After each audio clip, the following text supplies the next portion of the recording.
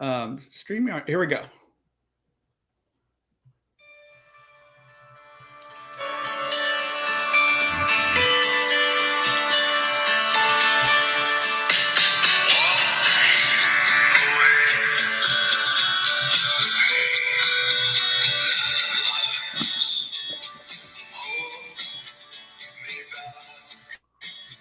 Oh, that voice. Richard Sobel, Black Swan Lane. That is Angels. Hello, everyone. My name is W, aka William. High Arts on the Edge. Welcome to another event, very special event. I'm here with Jack, and Jack is here with us to discuss his 10th album, Blind. We'll be talking about some of the tracks. He will also play a tune for you all and let us know where you're all tuning in from. There will also be a drawing based on the Blind video. Is that correct, Jack? Yep. And it is Saturday, January 28th. Hello to all. We already have some fans on there. They are saying hello. And Jack, how are you doing? Good. Thank you. Thank you for partaking in this. Shane Beck says hello. Hey, Jack, looking forward to doing a song together one day. Yeah. He's a good poet. Shane is? Yeah. Hector's a hello from Dallas, Texas. If you're a Cowboy fan, Hector, I'm sorry. It's been one of those. Another year. Once again, we hit the wall. Yes, I am actually a Cowboys fan. I'm trying out to be their kicker next season. I got an offer to kick at the Air Force Academy when I was a kid, and I turned it down. Is that true? Yeah. I went. It's a long story, but I was. Well, we can definitely get into that. 55-yard field goals. Were you a straight-on kicker like a Tom Dempsey, or did you? I was a soccer kicker, so I would kick. I would, rather than my toe, I would use my laces, and I mean, I wear a size 13.5 shoe, so that helps, you know. Yeah. You play soccer? Yeah, lots. I get hurt playing soccer. That's what I do every week. Tell us about that. How did you get into soccer? Is that something you grew up with? I was on the soccer team in high school, and I remember making a goal from midfield, and the coach Tristani pulled me off the field and said, "We don't do that." I was like, "But I made a goal." And then he caught me smoking in the smoking section at St. Pius High School in Albuquerque, and I got kicked off the team, and then I just kept being a punk rocker back then. So I just played in bands and got kicked off all the sports teams in high school because of my smoking habit. Instead of them saying, "Hey, let me get you to stop smoking, Jack, and let's get you back on the team," you know, they just throw you off and like, fuck off. But anyway, so when I had a son, and when my wife was pregnant, I put my hands and I said, boy, no girl, boy. So I had a son so I could like throw a ball to and throw footballs, and Jacob is awesome, and he became a superstar soccer player. And unfortunately, his career is pretty much ended because of 2 knee surgeries. But when he was little, I started coaching. I was an assistant coach, and then I became a head coach, and then I coached 2 teams. My own team, Team Switzerland, here in Ackworth, Georgia. And then I was an assistant coach for a GPL, which made it to an NPL national team, where my son was playing. So I was kind of on the field playing with the kids too. And when I stopped coaching, I joined an adult soccer team, and this week I scored 4 goals, but I came home with a pulled groin, and I get injured quite a bit. So I play hard and rough, but I enjoy it. It gets me out of the house, gets me running around, lose some weight. Yeah. I want to ask you about playing soccer and playing music. What are the similarities? Nothing. Nothing. The only thing I could come up with is, I mean, to play music, you need a lot more. Like looking at my son, for example. Like his skills in soccer are immense, and then I got him a guitar and nothing. I gave him the set of drums that John Lever played on tour when we toured with Chameleons Vox. My old Gretsch kit I put in his room, and you need impeccable timing when you're playing music, and the same could be said for sports as well. But for music, my benefit was starting as a drummer and being able to keep perfect time. The strength of, John Colbeck, who was on many, many Black Swan Lane albums, and we were in the Messengers together and started Black Swan Lane together with Mark Burgess. John Colbeck has perfect pitch, which is hard for me when you're recording in front of him and he's just like has perfect pitch, and he's like, do it again, and I'm like, that sounds really good. And he's like, do it again. So now I don't know if I'm doing it right or not, because I worked alone on the last 2. But there's some, I guess you need some timing and development and stuff like that, but it's just different. It's different stuff going on in your head when you're going down. I'm a right wing. So when I'm going down the right side of the field, I'm kind of thinking ahead, pass or shoot. And then, but with music, it's just a lot more accuracy involved. There is accuracy in sports, but there's a lot more in music. Do you find when you're playing soccer or basketball, the importance of rhythm on a team? Does that play a role? That's created through the team, and that's through playing together for a long time. And I don't know that it's, unless you're Ronaldo or Messi or something like that in soccer, I don't know that that's, I think the skill is playing together for a long time and knowing your other teammates. And that's true on stage. I mean, that's the biggest similarity. I mean, the last time we were playing live with just an amazing drummer, Jason, and bass player, Jerry, the rhythm, we finally, we really had a good, solid rhythm system, and you're all on the same page, and you're thinking, you have to know when the changes are and when you're going to start the song and end the song, and so it's kind of like, the 5 on stage and then the 5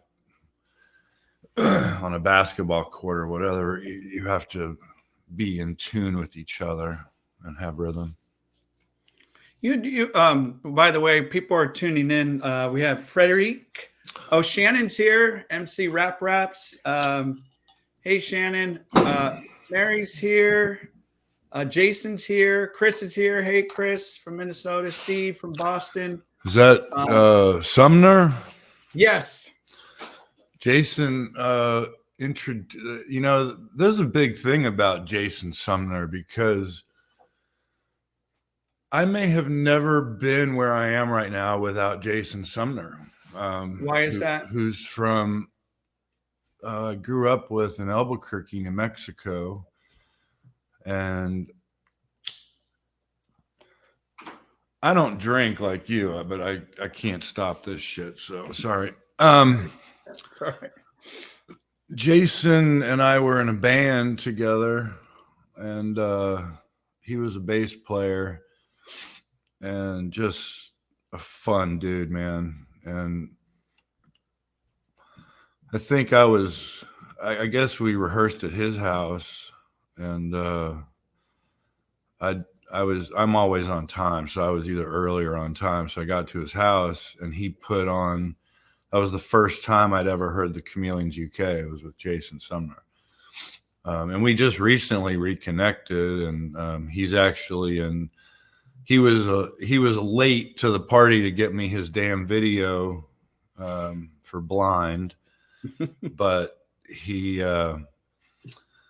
I made space for him, which scrunched out another really nice guy who got less than 5 seconds, and it was just unavoidable. But anyway, going back to Albuquerque, band practice.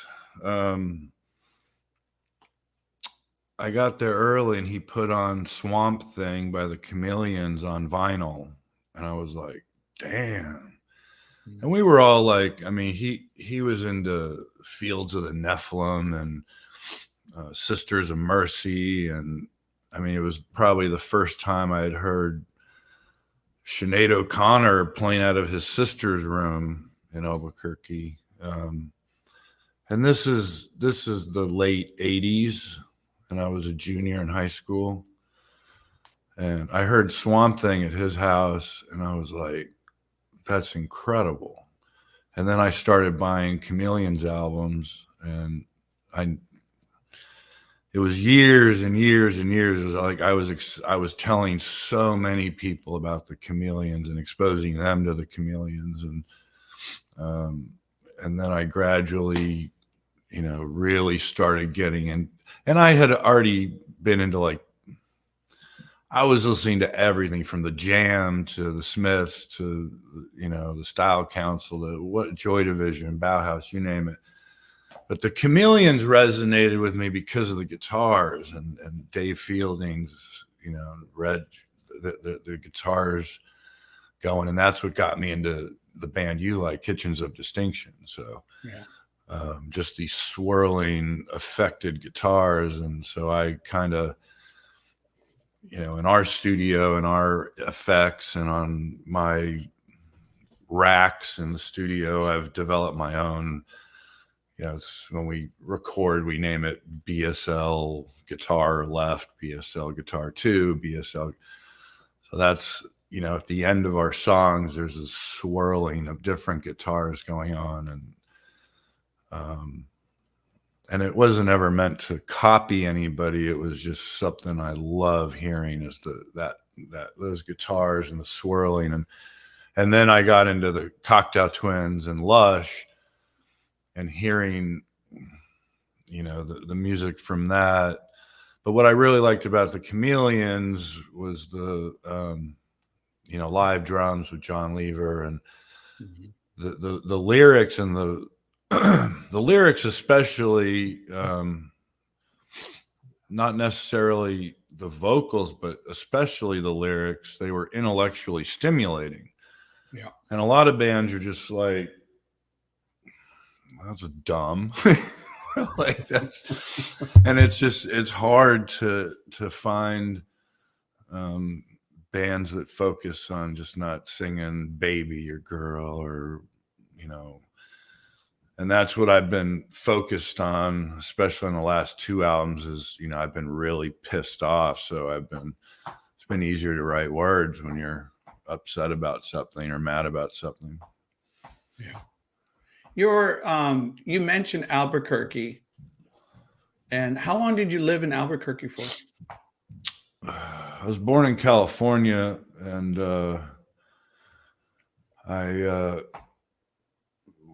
moved from Fresno to San Francisco to Dallas, Las Vegas, Dallas, and then I got to Albuquerque in early grade school, first grade, kindergarten, lived all over the place, and then hit Albuquerque.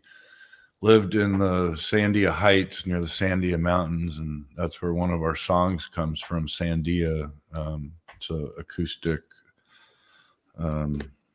It's just an acoustic song with an acoustic guitar, and it's beautiful.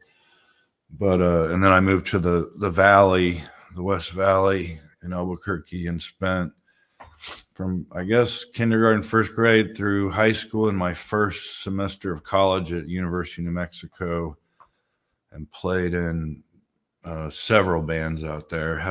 After the band I was in with Jason, joined another band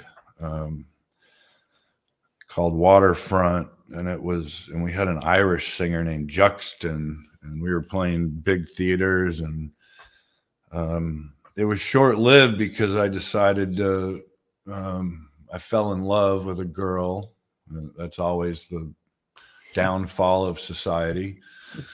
So I moved out to the South to help my parents and work and start a life, and I kind of gave up. And I was a drummer through all those years back then. I was just playing drums. And I helped in some writing sometimes, but I mostly and then when I went to the South, and I had to go to community college in order to get into another college. And looking back, I shouldn't have gone to college, but that's another story for another time. I feel like if you're not going to be a doctor or a scientist or an architect, I think trade schools could be good. I think through my previous jobs and what I've done in the past, I tend to hire people with lots of experience who've been in the trenches rather than people right out of a culinary school or college or whatever it might be. Just what I have gone into and what I've wanted to do, a psychology degree from Auburn didn't, it was just pointless. So, but it was important to my parents to see somebody in their family graduate from college, where my mom never got to do that. And, but I played in 2 bands. I worked full time, and I don't remember a damn thing from college. I really don't. Mm-hmm. Nothing. Yeah. I remember playing on the beach to thousands of people at, house party or band, but I don't remember school. Going into classes. We have Gary that says, "Hi, Jack. Loads of love from Gaz. Finish this line for me, please. Getting Biggie with." Gaz is responsible for bringing Big Dave Fielding over for an album a couple albums ago, and getting to play with him and spend time, and it was fun. So love to him. When you were a child, tell us a little bit about your childhood. Was music an instrumental part of that? Was sport? Yeah. When I was 5, I was hitting the furniture with Lego logs, and my parents got me a snare drum when I was 6 years old. And I was the little drummer boy at the Christmas, my grade school parade, whatever. And lightning didn't crash through the ceiling, amazingly. So I think when I was probably 7 or 8, I got a drum set, and I had to. My dad made me pay for it. They put a ledger on the fridge, and my dad was managing a hotel at the time in Albuquerque called the Sheridan. And he put me in housekeeping to fold sheets and towels and get the disgusting sheets from the rooms that were falling down the chute into the washer and dryer. And it was a Hoshino drum set, and I've never seen one since. It was an off-brand. But I played those drums all the way through all the bands in high school, and it turned out to be a decent set of drums. So yeah, early on, and then I was playing AYSO soccer as a kid, and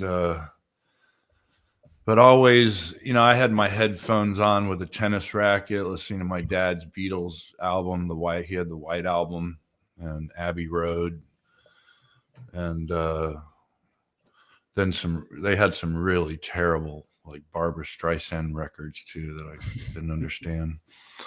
But yeah, I would start playing, I guess 8, 9, 10. I was playing along to Baby You Can Drive My Car by the Beatles, and I was playing along to AC/DC, and my mom forced me to play along to Madonna a couple times, like a virgin.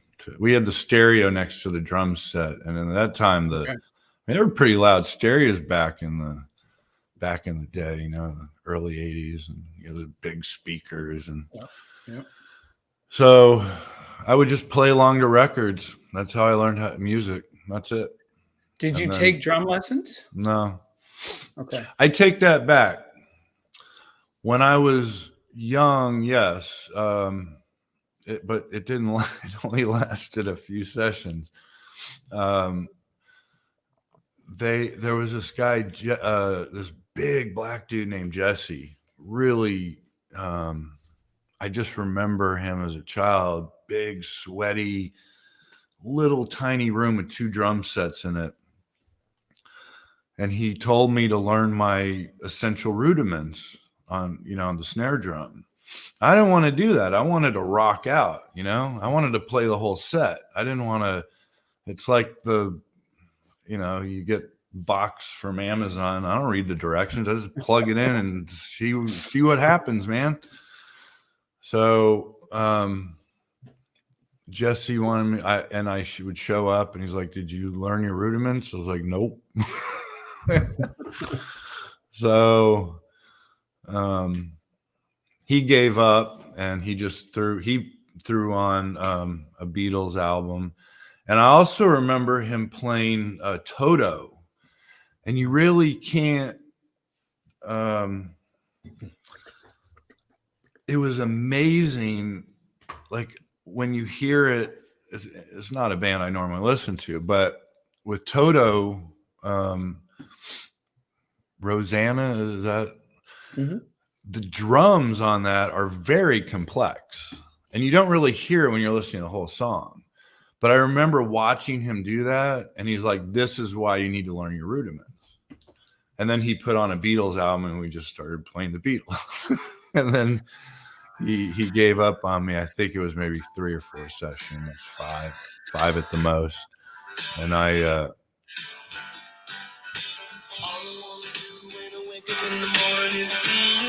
everyone's singing this right now. But there's the kick and the variation on the hi-hat. It's just a very complex beat, and you didn't really appreciate it till you saw somebody doing it. I was like, oh, I'm really not that. I can play anybody can play Ringo Starr pretty much, but I can't play that. But then I just started, practicing myself and blah, blah, blah. And then I picked up, when I graduated from high school, I got a keyboard, kind of not a great one, not something I wanted, but what I could afford at the time. And it was, like a Yamaha or Casio or whatever it was. And I started writing songs, and I started just remembering where a C was or where G was. And then I'm still figuring out minors and majors and stuff. And so I started writing songs on the synthesizer, and that's when the Messenger started. I got some better synthesizers and some, I got a Yamaha V50 and I got some, the drum machines, and it was me, John Colbeck, and Lauren Fay and James Ferry became the Messengers. But originally it was just me and Lauren Fay, and I had like 3 or 4, synthesizers like Howard Jones, but we were playing more stuff like Exmal Deutschland but all original material. And Lauren sounded like, I just couldn't believe, like Lauren sounded like the Cocktail Twins and Dead Can Dance and X-Mal Deutschland. And I was like, holy cow, this girl is incredible. Mhm. And so I was like, you gotta sing with the Messengers. And me and her started playing clubs, and then we added on James and John later and incorporated guitars and stuff, and more instrumentation. And then Lauren, I won't go into specifics. I liked Lauren and Lauren liked me, and then Lauren left and I had to learn how to sing. And that took me a long time. So It wasn't, I thought I could sing because I was singing along to the Smiths in my car, I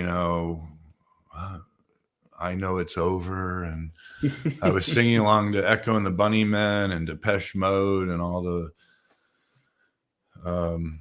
and we did a Depeche Mode cover, Strange Love, Strange Love, Strange Highs and Strange Lows. So I was like, but I had this stupid affected I was singing a lot of British material. So when I listened to stuff back, I was like, oh my God. It was like terrible. It was awful. And I just had to keep smoking cigarettes, and my voice got better years afterwards. So I don't know. Do you appreciate your voice now? Not really. I like the music. I like writing music. I mean, it's better than when I started, obviously, and I do appreciate all the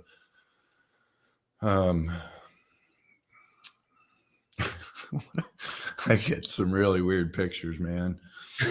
Your voice makes me so hot. So yeah, I love that, but I usually don't reply. I'm sorry. I'm a good boy. I don't reply to those.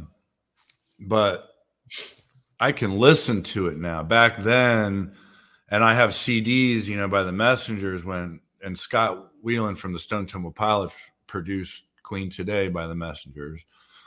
And even then, there's some things that I cringe, but there's some good parts too.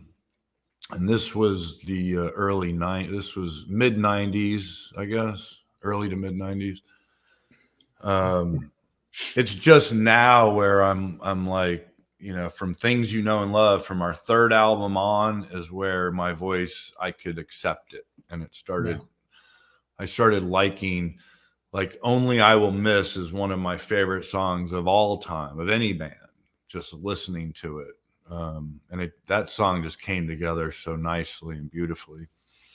But I tend to enjoy the music portion a whole lot more. I love experimenting with guitars, and a lot of time you think you're hearing a synthesizer or keyboard. It's actually swirling 3, 4, 5, 6, 7 Black Swan Lane guitars going at the same time recording, and that's why you got to play that live. I'm like, it's not even possible. It's just not possible. Yeah. And what we pulled off live in the past is it's crazy that we could even do it. So, were there any? You had mentioned the Rosanna Toto effect. Were there any drummers that you tried to emulate, like a Stuart Copeland or anyone that? I mean, obviously Rush, Neil Peart. I would play Tom Sawyer in the living room, but I failed at the. I didn't have that many drums, so. But I could do the beat to Tom Sawyer, but I didn't. I followed the Cult, and they've had a lot of different drummers, but their original one was cool. I didn't idolize any drummers. I really didn't. I just played. I can't remember that I followed a specific. I mean, I appreciated a lot of them, so I guess the answer is no. Yeah.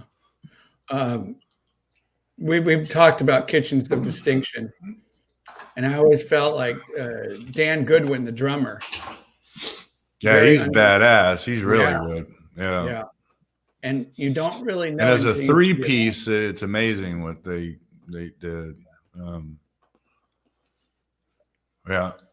We could go on a bird walk on that one. So let's see. People are chiming in. Swansons were great too. Jack, can you sing? That's actually exclamatory remark. Who's Shannon that? says you have a beautiful voice, Jack. Frederic says a Marlboro voice. Oh, here's a question for you, if you don't mind taking it. Any intentional naming connection? This is from Damon. Any intentional naming connection between Swansons and Black Swan Lane? No, because we didn't bring Lauren Faye back into the mix until Staring Down the Path of Sound. And I wanted her to go on tour with us, but I don't remember why. She did a show with us in her hometown of Augusta, but didn't tour with us. But it wasn't until that was album 6, 7, 5, 4. Shit. 4. Staring Down the Path of Sound. That's what we toured on. And it was kind of like bygones.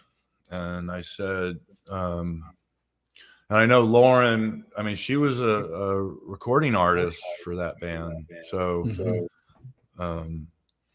which was pretty cool. But no relation whatsoever. We brought her in after Black Swan Lane was already founded, and I named the band from, it's a stupid story, but I had been living in Atlanta, and I had a child, and there were home invasions happening around us. Jesus. And from our house, all we heard was sirens and gunshots, and I was over it. And there was a lot of other stuff with the city and other stuff going on. So I really wasn't familiar with where I am now in the suburbs. It's nice, but it's a little nutty. It's, when I want to go to Atlanta to play a show or see a show or whatever, it's hard with traffic. But yeah, I decided to get out of there, and I made the first offer I made on a house was on Black Swan Lane, and our realtor at the time messed it up. Waited to make the offer until after the weekend. We lost the house. It was just the most perfect house. It was a one-level house with a basement, because I basically live in the basement. This is my basement. My studio's in another area of the basement. Now I have a 2-level house. So anyway, we moved to an area called the Aviary. And when I got to the Aviary, I was still pissed off about this street, Black Swan Lane, the house. And I Googled Aviary, and the first thing that popped up on the screen was a black swan. And I was like, that's it, Black Swan Lane. And it's also because when Scott Weiland produced the Messengers album, he wanted us to have a 3-name. When we were doing songs in the studio, he was making notes, and he was like, put bongos here, and you can hear him on the CD if anybody still, it's out of print. They're selling them for like $50, $100, $200 on eBay. You can hear on one song, it goes, play the bongos on the record, and that's Scott Weiland. But he put at the top of one sheet, big time BTA, big time Elisa. And I was like, I don't like that. And we were still the Messengers. But then when we joined up with, it's a long story, how and why, but when Mark Burgess and we started recording, and we recorded the first album, A Long Way From Home. It was time to rename the band, and Mark had been on the Messengers album, Abundant Sunshine, and that was, another experiment while he was in town and we were playing a show together. But it was just time to rename the band back then, and that's where Black Swan Lane came from. Nice. I love that narrative there. We have Michelle that says, that's why I moved to Cary, North Carolina. And then Lloyd says, Drown and Angels are on constant repeat from the new album. Those songs really hit me good. That's I'm with awesome. you, Lloyd. I mentioned everybody has different stuff about this new one. And some of them I'm like, yeah, that song was cut, and I put it back on, and there were a lot of songs that were cut that I went back and worked on that were cut for this out, that were brand new songs that I was like, nah, I don't think people are going to like that at all. And one of them is Gaz, his favorite song, song number 4 in the Garden with Eve, which is totally, and I do a lot of stuff in the studio that I'm like, well, that can't go on a Black Swan Lane album. And this one was kind of one of them. And, it has live drums, and I think he mentioned it was a sequencer, which it's not. I'm playing all the stuff, but it is somewhat synth oriented, which is unlike, but then it also has some really cool bass lines and guitars and stuff. But that's a very political song, and real evil song. And it was pulled, and then at the last minute I was like, I'm going to throw it back on because people liked it. So this is album number 10. This is 2 years since Hide in View. 1 year. 1 year. Before that, it was, the editor of the Big Takeover was contacting me, and it was kind of a timing issue because I really wanted some more time for this album, even though I just sped the process up in order to get into the fall issue of the Big Takeover magazine. And he did an incredible review for us, which I really appreciate. Is this Jack Rabbit? Yeah. And anyway, in order to make that deadline, I was like, and I usually will release an album like more in the fall than winter, so that it doesn't just fade away from 2022 into 2023. And then we sped it up a little more, but I spent months mixing and editing and adding things, and every night I went to bed. I mean, sometimes I'd wake up and I had one earbud and whatever, Apple, one headphone in one ear, and one was in the bed somewhere, or both fell out while I was listening to the whole album again every night. And one time my puppy had them, so I had to buy another pair of Apple earbuds.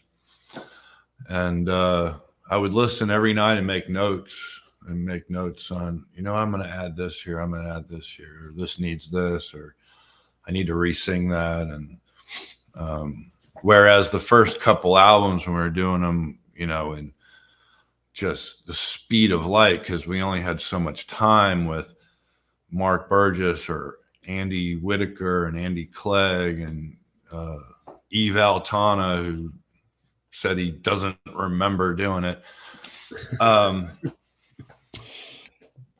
We had maybe a week, 2 weeks, whatever, to, just throw. I had the ideas planned out, but then to record them, and we didn't have the best studio resources we have now either. So how does, let's start getting into the Blind album, if you don't mind.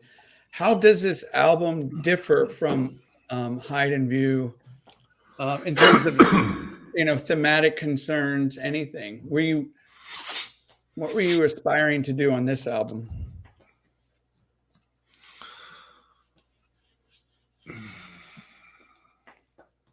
I don't try and do anything really. It's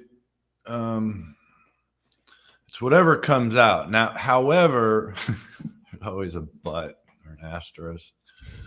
The first song that I did for this, it was supposed to go in that direction, and then it didn't.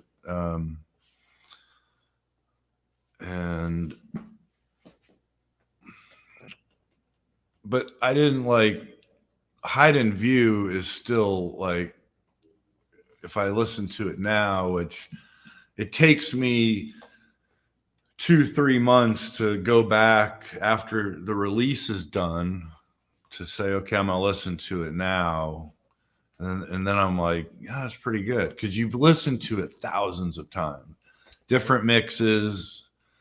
And I've sent mixes to other people and some confidants who I hope keep them safe. And, there's 3 or 4 people that I'll send some songs to, and I'll be like, what do you think of this? And they'll give me their honest opinion. Or they're just like, they love everything. And I'm like, nah. I tend to like, it's hard. It's hard to answer that question. I tend to like the harder songs, and then a lot of the fans tend to like a lot of, Little Bird from the last album is just amazing. It's just very lush. It's very, there's some, the guitar sound was almost an accident. It's very, Cocktail Twins driven with more live instrumentation. And the chorus, I changed the chorus where I was doing my normal low, dreary, death, everything sucks voice to, I went for it. And that I went through a folder where I found a London Records page that was sent to me, and they said the singer needs to go for it more. And I was like, okay. And that was before our deal with in Nashville with Warner Brothers when we went up there. But anyway, getting back to your question. Control, Hide in View. I mean, songs like that, like DNA. The really, like, I hate to use the word. I'm not a Satanist, and I'm not but I like the dramatic, the dark, that's what gives me chill bumps. The nice, you like Angels a lot, and it's pretty and it's beautiful, and but it does, and it's a great song, and I think it finishes well, and there's a good change in it, but it doesn't strike me like, a harder edge song, like Control from the last album or Hide in View. Now, see the thing with Angels. Now, I don't know. We can get into the playing live stuff, but see, sometimes I picture your songs where that song extends itself beautifully into the instrumental. The last third of it, if you will. And I can see you going for that on stage, just pressing those pedals, a la Kitchens of Distinction, where they get that big, full, cascading sound. That's what we did with Adeus. We took a song that it doesn't, I mean, if you watch Adeus live, Adeus, which means a long goodbye in Portuguese. And at the time, I just had a really great connection with these fans in Portugal. And I wanted to do something for them. So we named the song Adeus. And and when I mentioned to John back then, I said, I want to do this live. He's like, oh. I said, but I have an idea. We're gonna really blow it up. And it worked out well. So yeah, I mean, some songs, even like the last song we did on tour, Age End, is really pretty mellow on the album, but then on stage we just, at the end of each concert we went nuts. We just made it huge. So I see what you're saying. Let's talk about some of these songs, and then if you have a question for Jack, go ahead, throw in the comment box. On Blind, was there a song or two that just you struggled immensely with in the building of it, the constructing of it, and then finally it just came to you? Or did these kind of flow out of you? What was that process like? I would say it's 50-50. Half of them just came out, and then half of them were a real struggle. Like, you start off, you're going, this is going to be really cool, and then you have that loop, or you have a hook, and then you add bass, and then you add drums, and then you add bass, and then you start layering, you add guitars, and then I start singing, and I'm like, oh, I can't, this isn't in my wheelhouse at all. So you just did a whole song, and I can't sing it. That happens sometimes, and sometimes I'll force it and sing it, and I'm like, it just doesn't sound right to me. So several songs get cut off of each album. And sometimes the people I send, hey, what do you think of this? They find out their favorite song got cut. They're like, are you kidding me? That was awesome. I'm like, I hate it. It just doesn't sound good. It's not me. It doesn't sound good. Well, maybe that could put those hated, Jack songs could be put on a B-sides. But the song, what I was talking about earlier, the first song I did for this album was Can't Keep Me Quiet. And that's a song that Jack Rabid pointed out as one of the strong ones.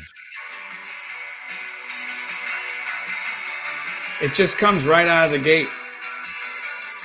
Blistering. And that's what I wanted. And that song, like, when I start a song, I'm like, oh, I want it to sound like this band or this band or this band I used to listen to. I'm like, no, I just start doing something. And with that song, I got a Johnny Marr Jaguar guitar signed by Johnny Marr. And so I wanted to do I wanted to, I had a Fender. I don't have any Fenders except a bass. I have a jazz bass Fender. Two bass Fenders. Two Fender basses. That's appropriate.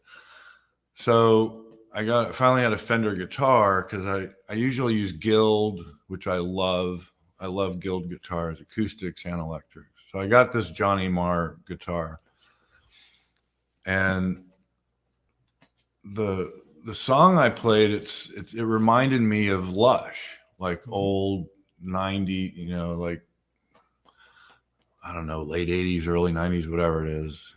It sounded like Lush to me, which was to me, the original shoegaze, not what we have today, where everybody's trying to emulate, something, or slow dive, or whatever it might be. A lot of shoegaze bands, I think shoegaze is a bigger entity than what shoegaze stations are playing right now.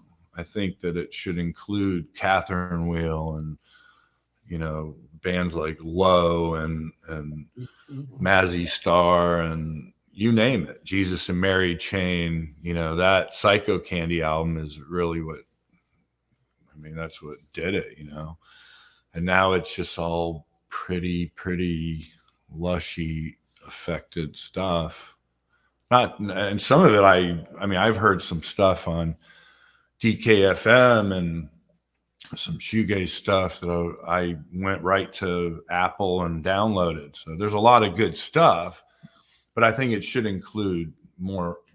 Like I think Black Swan Lane is also, where people are like, what category are you in? I'm like, I don't know. They keep putting me in rock for some stupid reason on Apple instead of alternative.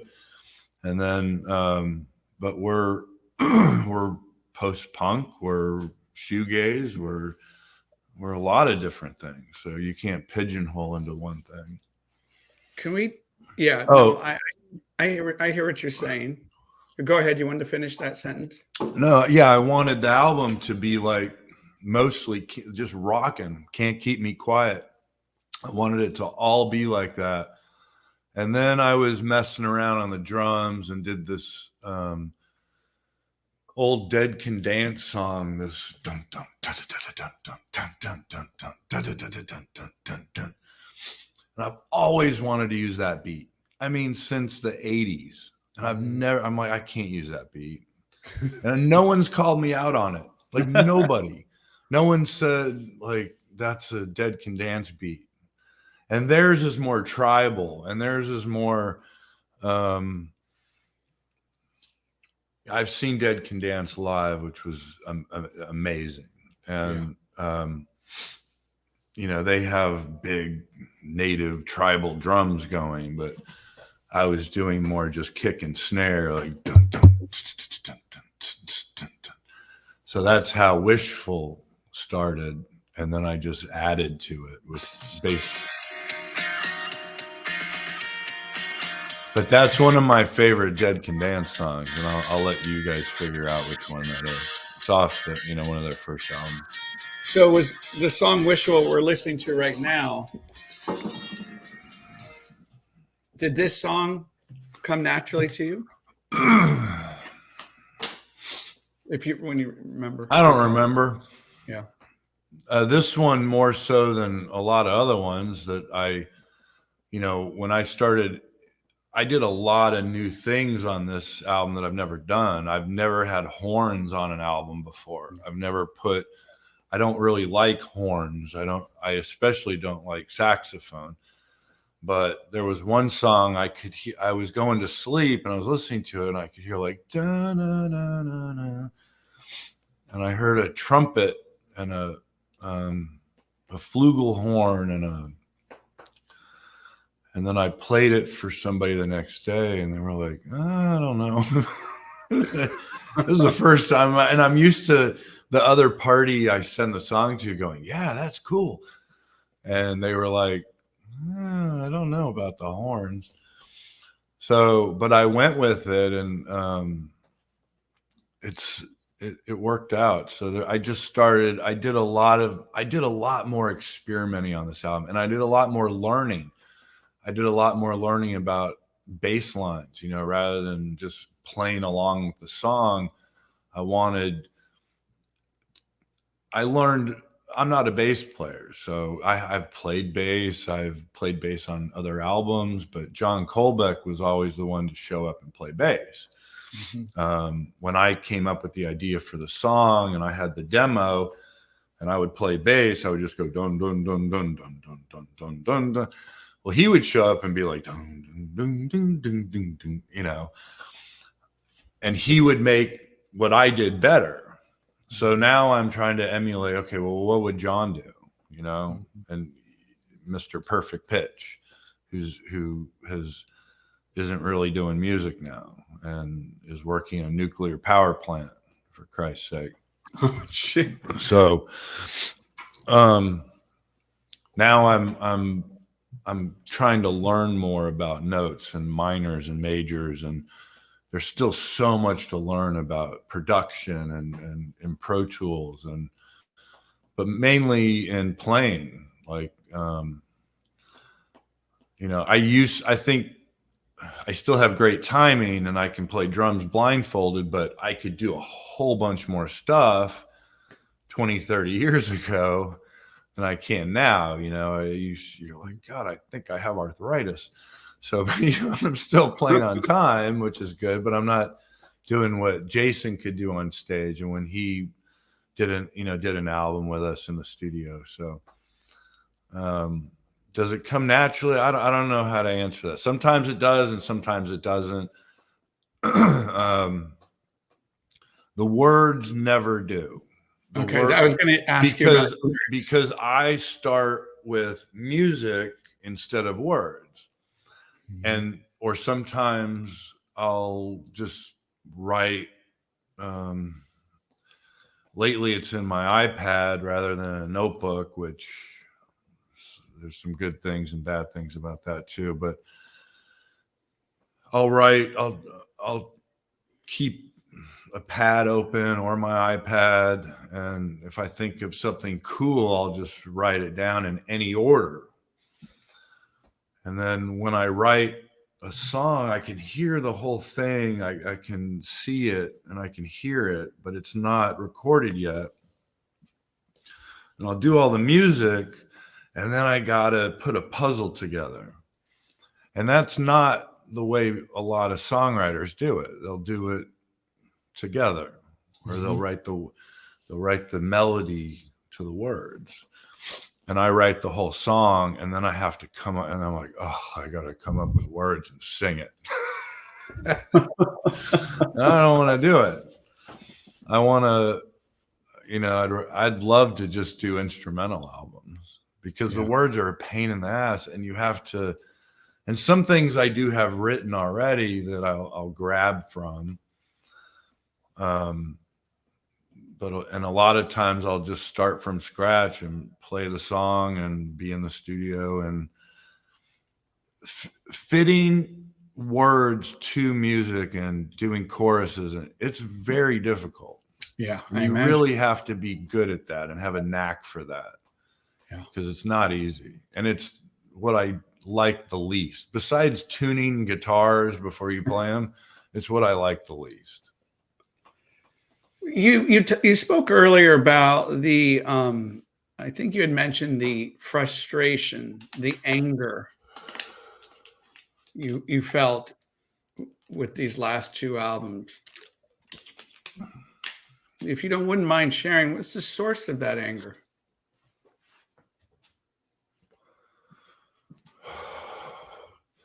I like dogs.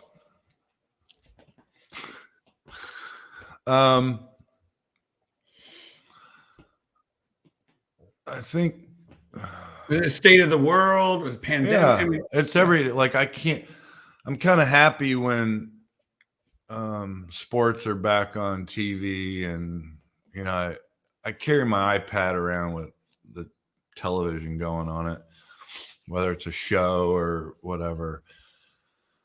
And I'm trying not to be glued to the news, and I'll switch back and forth between right and left and center and whatever. And it was just killing me. And I just don't understand why people aren't kinder and nicer to each other, and how blind we are and how stupid we are. And that's where Blind came from. And I know there's other, I always try and be unique when it comes to song names or album titles or whatever. And I know there's Blind from probably a million different people. But this one was important to me because I really feel like people are completely freaking blind right now. And not every single person. I know some really nice people, but just centered and logic has just gone out the window with everything. Left, right. And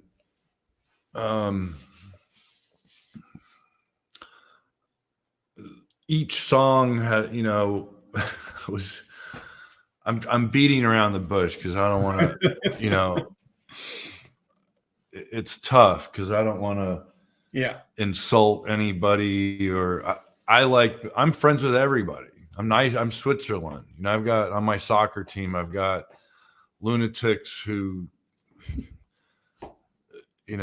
some of which voted for Herschel Walker. And I'm like, even if you're a diehard Republican, I don't get it, man.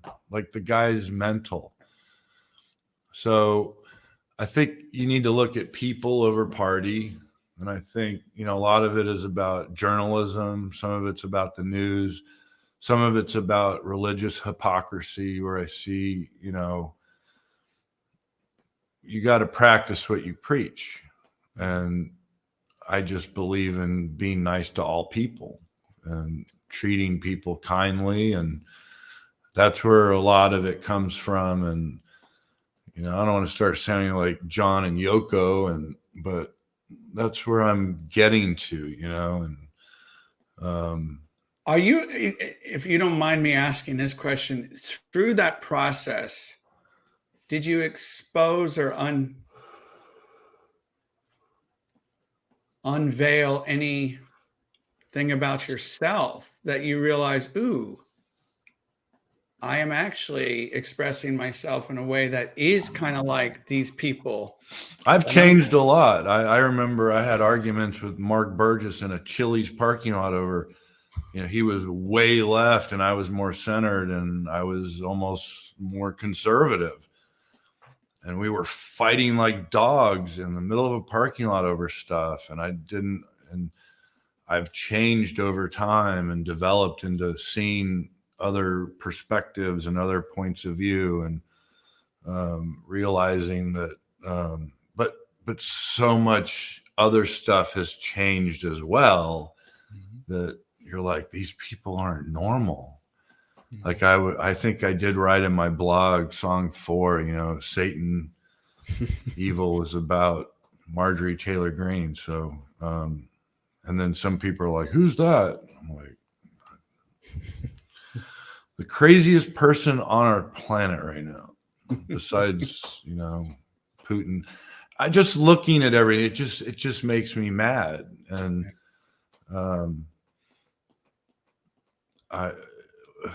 there's things on both sides that upset me. So I'm just very centered, and I'm not trying to preach. And I always hated like when Bono would, in the middle of a song, start yelling about what to do with your life. And I don't want it to be like that. I'm just singing what I want to sing right now. And before, I always worried about, what are people going to think? Or are people going to like this? And to some degree, you still have to think that way. But a large part of me is like, screw it. I'm just going to say what I want to say now, Not a bad approach, my friend. We have a couple of Shannon says, or Kevin says you could tell you had fun with the bass and blind. Shannon says, I feel the same way, Jack. Kindness costs nothing. Just be a nice, kind, genuine person. Damon says, metric, a doom scroller comes to mind regarding news trends. And Hector says, I can relate to that. Before we get to the closing statements of the album, for the album Blind, now it was released early December. Yeah, the official release date's December 6th, but we did a pre-release where I had the albums, which was amazing because I didn't think I'd get them that quick. So when we did a pre-release 2 weeks prior to that, where people from all over the world were buying them, and it's not what I wanted to do. My initial thing this time was, I'm going to let the distributor sell them. And then at the last minute, we found out the distributor doesn't have their own store anymore and won't sell CDs. They'll only distribute to Amazon. So I was like, oh God, and we have had a European, people are upset by postage. Yeah, I get it. For years, we were just basically sending CDs for nothing. Like we'd make a quarter or 50 cents. And now I'm like, I'm still charging less than they actually, like years ago, it was like $4 to $6 to send one CD to Europe. Today it's $16.96 to send one CD hard, because of the weight. It's 6 ounces because we put a postcard signed, a sticker, and then the jewel case weighs more than the paper case. And I probably shouldn't be doing jewel cases, but I like the booklet and have all the lyrics, and otherwise people like email you constantly like, what are the words to this song? Well, that's your Marlboro voice. Yeah, I'm trying, dude. I've asked like 6 doctors, like, I want to quit. And the last one was an endocrinologist. I'm like, he was supposed to send me a referral to a hypnotist, and then he forgot. So, so I went back to the endocrinologist and I said, hey, I wanted to stop smoking. And he's like, oh yeah. And then he emailed me that he doesn't really know anybody. So I've tried. I bought Chantix once, and then when I got home, the commercial came on TV and it said you're gonna have night terrors and all kinds of shit. And I was like, oh, I don't want to do that either. And it's the one thing I haven't been able to stop. I stopped. Alcohol was giving me headaches. I just stopped. Yeah. And even one beer will give me a migraine. So I don't know.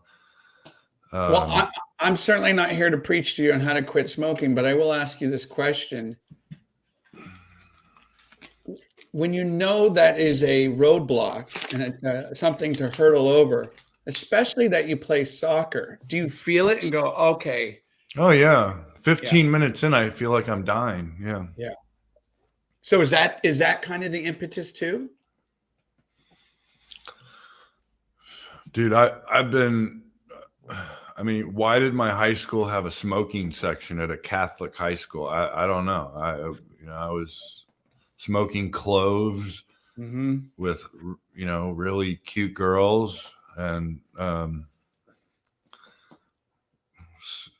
Marlboro Lights, and never stopped. My dad caught me when I was working and said, Mr. Sobel, clock out immediately and meet me in my office. Oh, shit. And I think I was 11, 12. He called me Mr. Sobel. And he put me in his car and took me to the American Lung Society, showed me all the pictures and all the bad lungs. And I've been in the hospital for 4 days where the doctor's like, you cannot ever smoke again. It's the worst thing ever. So, but I think, I'll probably try again at some point And maybe that's your next album. I always just kid when I talk about smoking in my voice. It's not. Yeah. I can, I play soccer for 2 hours straight, and yeah, I'll feel it more like in the summer in Georgia when the humidity's out. Like most people now are like, oh, it's so cold. I love it. I love the cold. Like when it's 40 degrees and I'm out there playing, I'm just like, it's not that bad. It's when the heat hits and you're like, you're like dying. Speaking of your voice, would you be willing to play a tune for us? Yeah, let me get rid of this mic. Thank you for tuning in. This is W and Jack from Black Swan Lane. Jack's going to play a tune for us from the album Blind. If you haven't picked up this album, you definitely should. It's, in my experience, what my ears have told me, it is beautiful. It's haunting. It's extremely melodic. And I think it's an album to be proud of, Jack. Thank you. What are you going to play for us?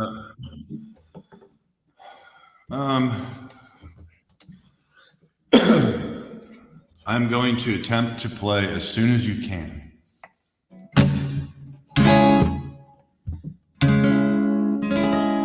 This is song number 2 on Blind. which we did a video for as well, if you want to check it out on YouTube. You know, I practiced this with you yesterday, but I didn't practice it today, so I don't know what's going to happen.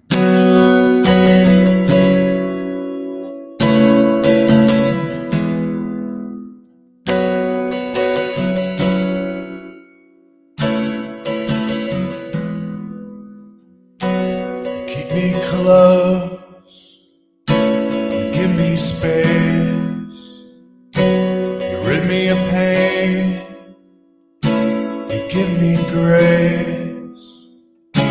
As soon as you can, just spare me. As quick as you can, just speak to me. Quiet the chance of evil that surrounds. Your faith in God can protect what's on the ground.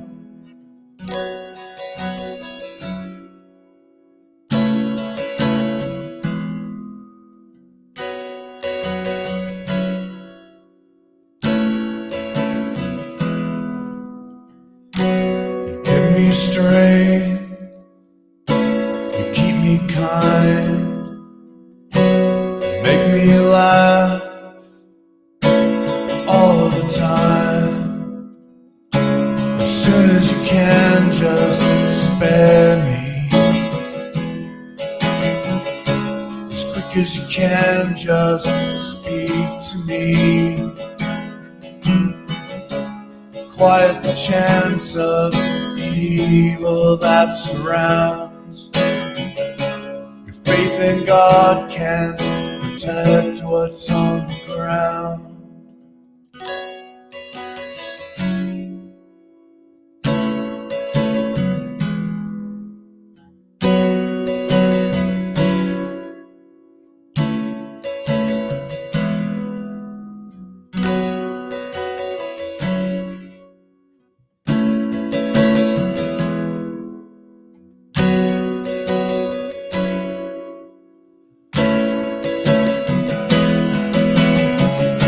As soon as you can, just spare me. As quick as you can, just speak to me. Quiet the chance of evil that surrounds. Your faith in God can protect what's on the ground. As soon as you can, just spare me. As quick as you can, just speak to me. Quiet the chance of evil that surrounds. Your faith in God can protect what's on the ground. As soon as you can, just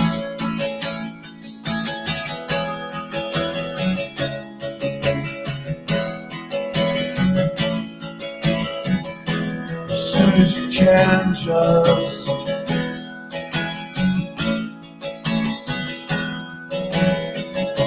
as soon as you can, just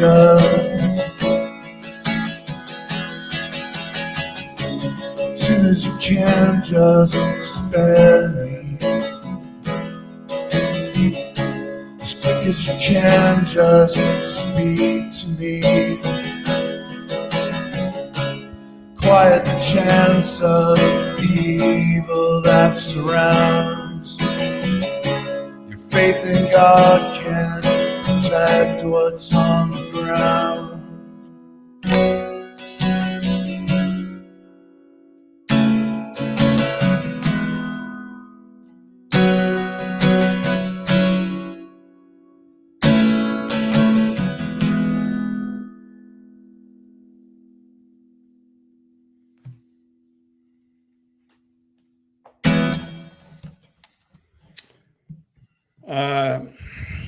I'm Blind, Black Swan Lane, Jack Richard Sobel. Before we wrap this up, thank you so much for that amazing acoustic rendition, As Soon as You Can, track 2.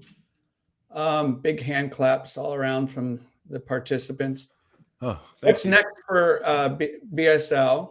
And then we'll do a drawing here.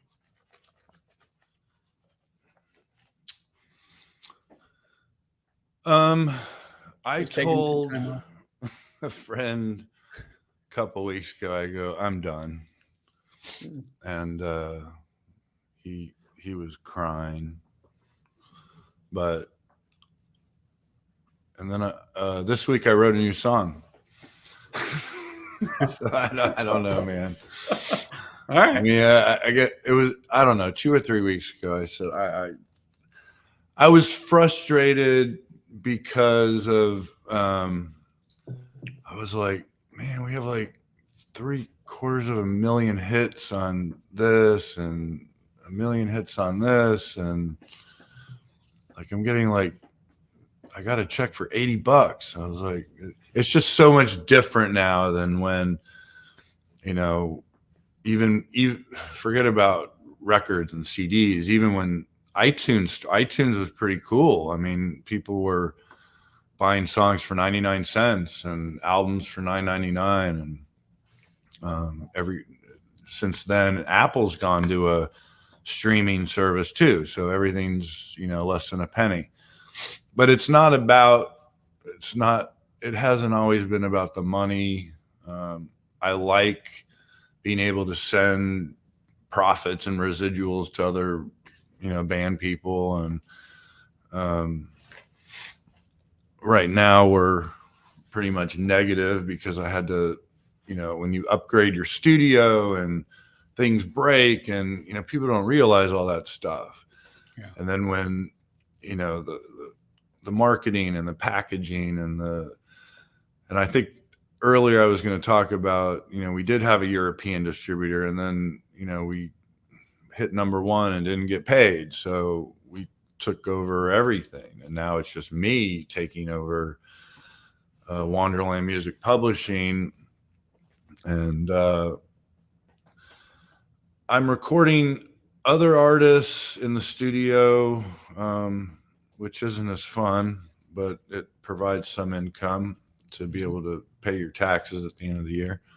Mm-hmm. And my dream is to do more movies. I'm doing, I don't know if it's a secret or not, but one of my good mates in Manchester is just funny as hell, doing a dark comedy short and using a new song that nobody's heard yet from Black Swan Lane. And another friend of mine is doing an Amazon movie with some of my music. But my dream, I mean, when we really saw money coming in, was when Adventureland came out, the major motion picture. So that's what I want to do. And I think a lot of our music is meant for movies, and it has that dramatic feel. And I wrote, one of my favorite songs is Dust from A Moment of Happiness.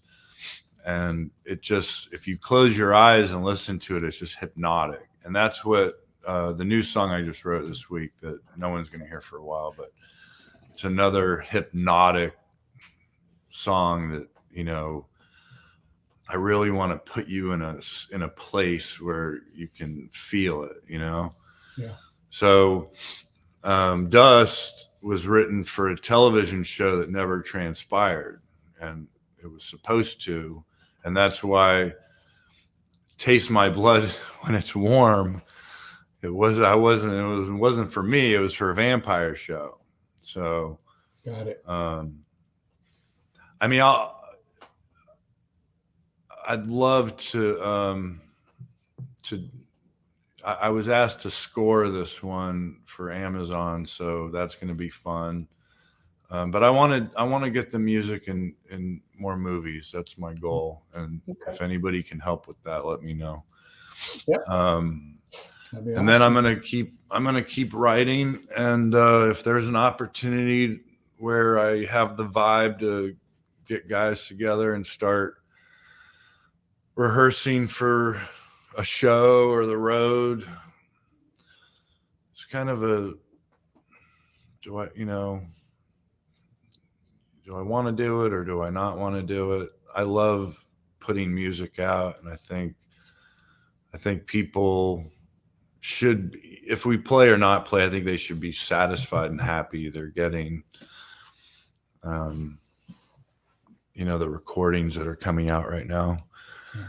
And I'm humbled that in this day and age where new cars don't have CD players, people are, even today, are still ordering albums. So I love the fans, and that's why I wanted to do the fan video for Blind.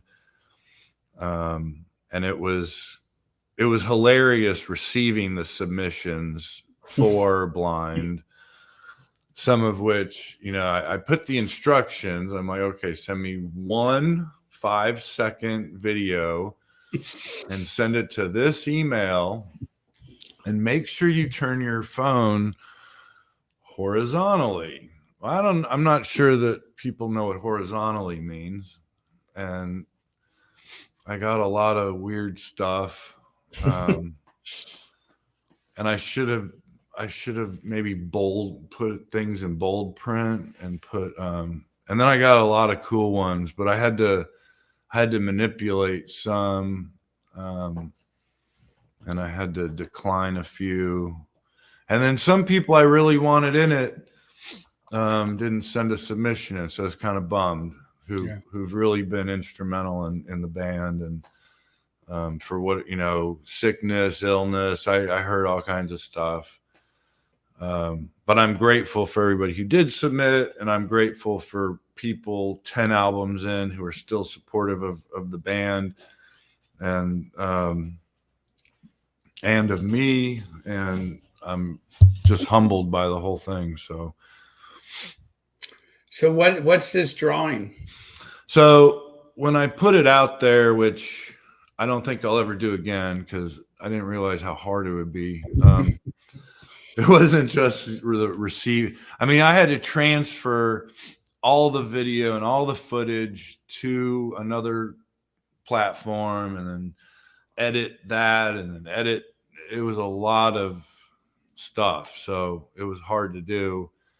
But when I thought about Blind, I initially I had an idea for it, and then at the last minute I was like, I remembered when Blind came out, and my friend Alex sent me a hilarious picture of him with a scarf around his head and said he would have made a better model than the cover art that we had, which is phenomenal.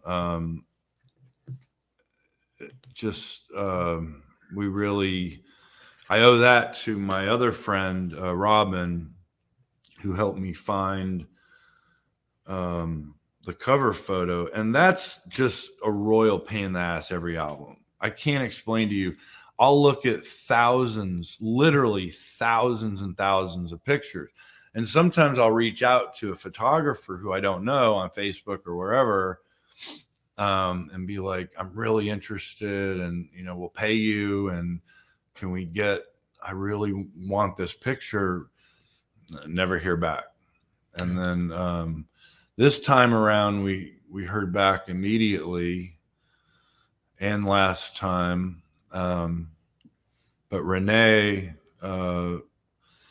we agreed on what we were going to do, and that's when I knew the title would be Blind, and it was just a great photo. Yeah. And then when it was time to do another video, I thought, let me get our fans involved, and it'll be fun. And I also put on there, I'm going to draw 2 names who will win $100, and everybody's name is in here. So I don't it's totally fair. There's no shenanigans. Drum roll, everyone. Whoever I pick. So yeah, drum roll. And I'm using the hat. Oh, I was not going to appear in this video. I made another last second submission I was like, okay, I made room for you. And then I never got the video. And then another day went by and I was like, I really need this video from you. I never got it. So then I was like, ugh. So I had this gap in the timeline of the video. And I had my son, I said, come in the studio and put this stupid hat on me and a blindfold. And I guess I'm going to be in the video now. So originally I was not going to be in the video. Got it. That was the intention. But so now I'm going to draw two names. All right, here we go. So drum roll. And I'll have to, I will contact you and we'll have to figure out how to, I don't know about England and Germany and Russia and Greece and every country. Like if you're America, I have Venmo, Cash App, all, PayPal, but we'll figure it out. All right, here comes the first one. I've also decided there's going to be a third. I'm going to do 3 instead of 2. The third place, the first 2 win $100. Okay. The third place, you're going to get a complete BSL collection autographed. Nice. Worth over $100. So first name for $100.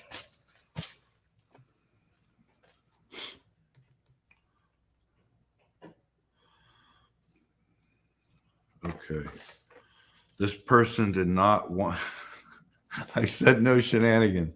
This person did not want to be in here and she got put in here. Okay. So here is the first person, Shane Beck. Shane Beck. Oh, we know Shane. This one, $100. All right. All right. The Next. second Hundy. Second $100 is, I don't know how to say this name. Oh, Xavier Leandre. Xavier Leandre. Okay. All right. I'm going to do something else too. I'm going to do 4. The first 3 get $100, and the fourth one will get the collection. Got it. Okay. Because right now I've got 2 Americans. Okay. Which is crazy because most of these are from around the world. Okay, who's this?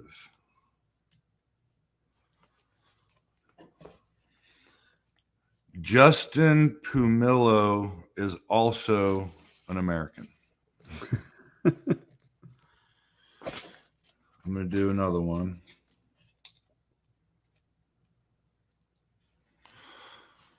Okay, this person is also going to get $100, and I do not know who this is. Shauna Hargett.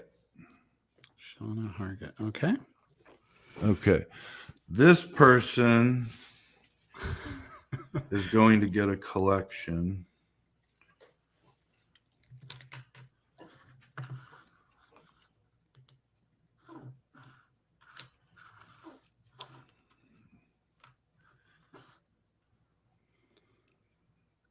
I pulled a second name because this was my name and this is stupid. Gillian Turner. Okay, Gillian. Gillian. I never knew how to say her name. She's in England, I think. Okay, all right. Gillian Turner gets a BSL collection. I'm going to do one more. Okay. Where this person will get a 15-minute video call with me. Oh, cool. Whoever it is. All right. If they want it.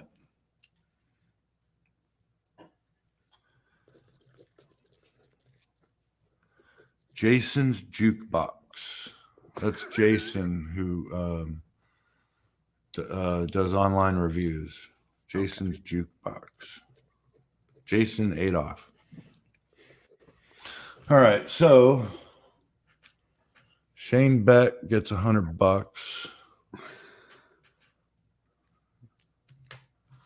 Justin Pumelo and Shauna Hargett and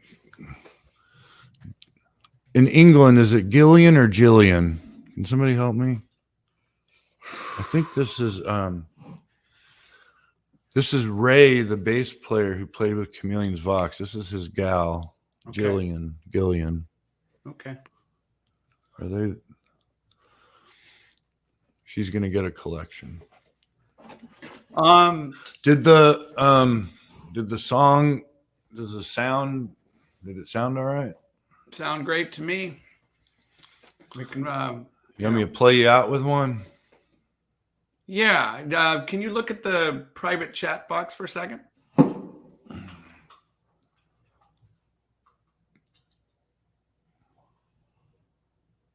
All right. Well, let's talk out. But if you want to play one out, that's fine too. What do you feel like? No, I don't want to end it that way. Okay. If it cuts off. Okay. Well, it's not. It's just no. But That's fine. okay. I'll make a promise to go live on my own thing coming soon. Okay. And I appreciate everybody tuning in. Yeah, no, this has been great. And thank you everyone for tuning in, listening to Jack share all these amazing stories and obviously his tales on Blind. And yeah, this is Jack. Thank you so much for doing this. And I appreciate your time and your energies, and you make great music that people respond to all over the world. And, you know, as I've gotten to know you a little bit over the last, 2 days, I guess, I see someone, I don't want to say a man, I see a person really exploring the truth of his life and what he sees in the world. That's what I see. And I admire that through your conversations and through your art. Thank you. Yeah. I appreciate you taking the time out to talk to me, and Absolutely. appreciate everybody who tuned in. I truly appreciate it. Thank you. Thanks, everyone. And by the way, this will be up on the High Arts on the Edge page, so you can go back and people want to respond to comments, go for it. Chris says thank you both. Hector says thank you. Lloyd says thank you. Great job tonight, Jack. Congratulations, everyone. These are coming in fast. Thank you so much, W and Jack. This is wonderful. Lots of love to you both and everyone watching from Shannon. Yeah, good stuff, Jack. Thank you. Love y'all. Bye. All right. Thank you.